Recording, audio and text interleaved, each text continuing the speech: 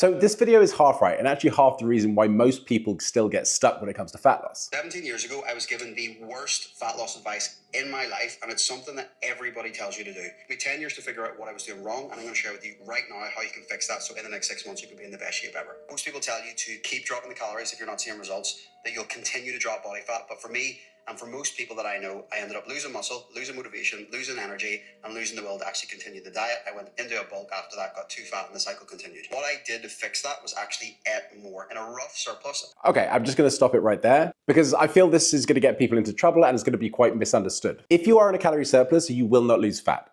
End of. That is not up for argument. And no amount of cardio is going to magically override that. What he is trying to say is important, but the way it's framed is just a little bit off. Most people tell you to keep dropping the calories if you're not seeing results, that you'll continue to drop body fat. But for me, and for most people that I know, I ended up losing muscle, losing motivation, losing energy, and losing the will to actually continue the diet. I went into a bulk after that, got too fat, and the cycle continued. Most people don't stall because fat loss stops working. They stall because they drop calories too fast and too aggressively. Like everyone, they want results yesterday. But this is the distinction that most people miss. What I did to fix that was actually eat more in a rough surplus at the start of a diet, about 100 calories more, doing cardio and steps every single day at a very, very moderate amount. And there is a point where dropping calories just becomes unproductive. And that is what I would call metabolic baseline. It is the point where if calories get any lower, it's just going to massively backfire. You will lose muscle, you will have cravings, you will have binges. But this is where most people misunderstand what to do next. You don't need to fix that by going into a surplus. What you do is stop decreasing food and start increasing expenditure. Steps,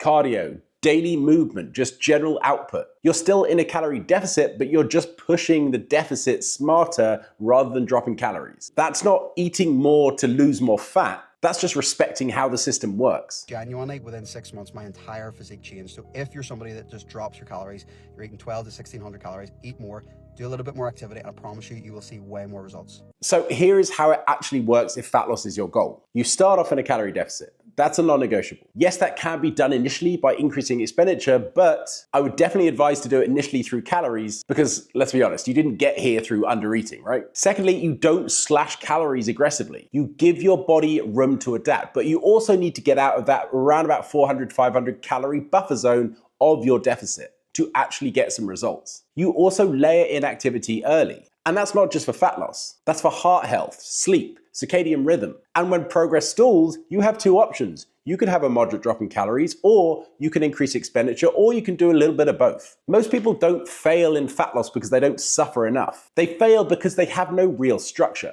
And if this actually makes sense, you're probably actually doing more right than you think. You just need a little bit better sequencing. Most people cut way too hard, way too soon, and then just blame their metabolisms for not working properly. Fat loss is a system. It shouldn't be a punishment. But it's also not easy, but it is simple. Anyway, you're welcome.